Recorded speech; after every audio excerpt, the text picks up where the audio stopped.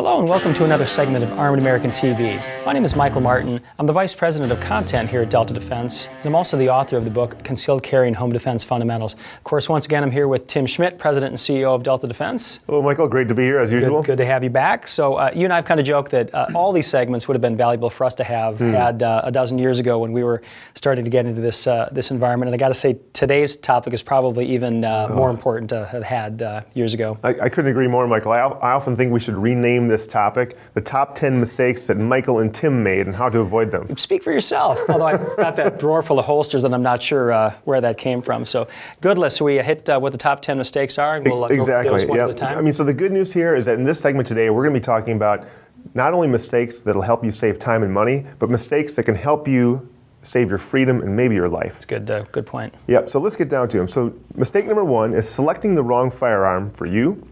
Mistake number two is making a personal protection plan only about firearms training and not about conflict avoidance and situational awareness. Mistake number three is finding the right gun but the wrong holster. Mistake number four is believing that you've ever had enough training. Mistake number five is doing the wrong type of training. Mistake number six is not preparing for the legal and financial aftermath of a self-defense shooting. Mistake number seven is not testing your self-defense ammunition in your actual gun. Number 8 is not building consistency into your carry practices. Mistake number 9 is not properly maintaining your carry gun and ammunition. And number 10 is not properly understanding your state's laws and the state laws of the states that you may visit under reciprocity agreements. That is a heck of a list, and again, I'll say that if we had this information years ago, we would have saved ourselves a lot of time and money. How about if we hit that first one? Let's talk about selecting the wrong firearm for a person individually. Michael, sounds great. Let's do it. Okay, Michael, obviously we have a lot to cover here. Would you start with number one? Are you saying that's my most common mistake? The first mistake we're going to talk about is selecting the wrong firearm for you. And as we talked about in one of our segments on picking a firearm that's right for an individual personally, there's a lot of options. You go to any gun store and you're going to see display after display after display of a lot of different handguns, and picking the one out that looks pretty or that you think looks cool isn't going to be the right decision. We've got a couple, a variety of options spread out here that go across the gamut of what we explained in our other segment. We have a firearm that can fire in double action only mode, a firearm that can fire in double action single action. We have a revolver that can be fired in both of those modes, and I have a 1911 that can be fired in single action mode. And of course, in addition to those action differences, we're talking about size differences all the way down to a little pocket pistol with a Ruger LCP up to a full-size Springfield XDM. The decisions have to be based upon, as we've said earlier, how a person carries, the size they are, the time of the year that it is. In the summer, this might be my firearm of choice, where all other months, this might be my firearm of choice.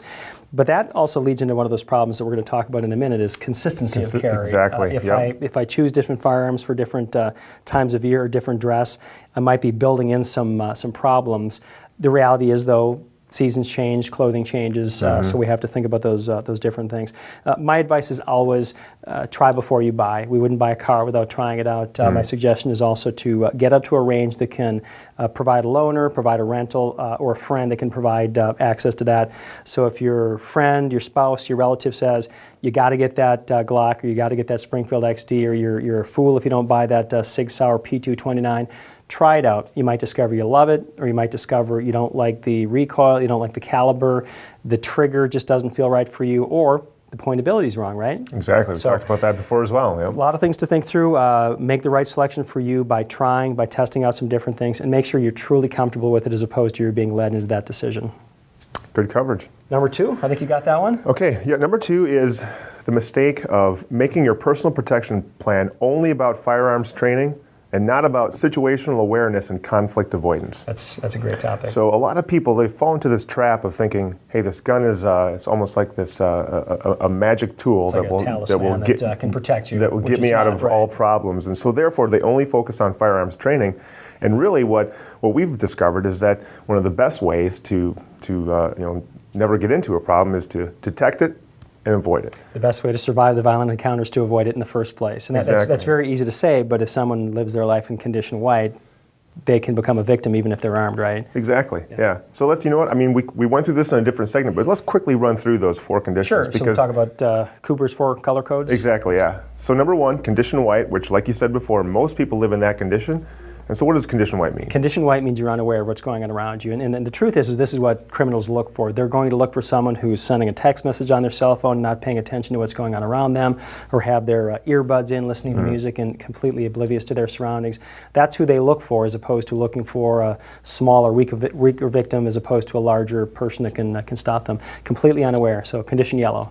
So condition yellow, of course, is that's the condition that we always want to be in as responsibly armed citizens, and that's a condition of heightened awareness. It's understanding, seeing what's in your, I guess what we call like a 21-foot bubble, right? And maybe bigger, maybe smaller than that, depending upon where you are, but it's simply being aware of your surroundings. And it's not paranoia, it simply means you're aware of what's going on around you. Right. And as a parent, I realize you suddenly get some built-in yellow when you've got that child and you want to know exactly where they are. Right. It kind of conditions you to pay attention to what's going on around you, but you've got to live with that whether you have kids or not, whether the kids are old or not. And it's really, it's like a sixth sense, Michael, right? I mean, it's something that you develop and you actually stop thinking about once you get used to doing it. I agree. And living in condition yellow is actually, I find it easier than condition white. I make it a bit of a game. In fact, one of the things that I do when I'm in condition yellow is I look for people in condition white. It's kind of fun looking for people who are completely oblivious to their surroundings. And I guess I'm kind of looking at things from a criminal's perspective. So what's the next condition? So something happens, something alerts us a little bit. We're not positive something's wrong, but we go into condition orange. That simply means that something gets our attention, something or someone gets our attention. Maybe it's something out of place. It might be something as simple as burned out lights in a parking garage. Suddenly we realize something's not right here, and we decide to make some decisions based upon what we see. It might be backing up and heading back to the parking garage. It might be seeing someone who causes me some concern, and that causes me to turn around and go the opposite direction, or maybe change the path I'm on. And I'd add here that we're not talking about profiling people, but the fact is you've got to trust your instincts. You've got to be able to say, I don't feel right about this situation. I'm going to head in the opposite direction. Right. What's next? So the next, of course, is condition red. But before we get into condition red, I just want to kind of underline the fact that condition yellow or condition orange is really a luxury for people who live their lives in condition yellow. Right. Because if you don't live in condition yellow, this heightened state of awareness, what happens? You're living in condition white. You'll go straight to the final condition, which is condition red. And in fact, one of the comments we have is the point that I know I'm under attack is maybe when I wake up in the hospital because I've been hit from behind or shot or stabbed. So I love how you describe that as a luxury. If I'm in condition yellow, I get those precious seconds to decide what to do. And those precious seconds might be sweeping aside my covering garment and getting access to my firearm. It might be turning around and running as fast as I can in the opposite direction. And I'd much rather look like a coward and not have any any external injuries on my body. So to really underscore this, I just want to, I mean, you and I just talked for the last 5 minutes about these escalating levels of awareness, situational awareness.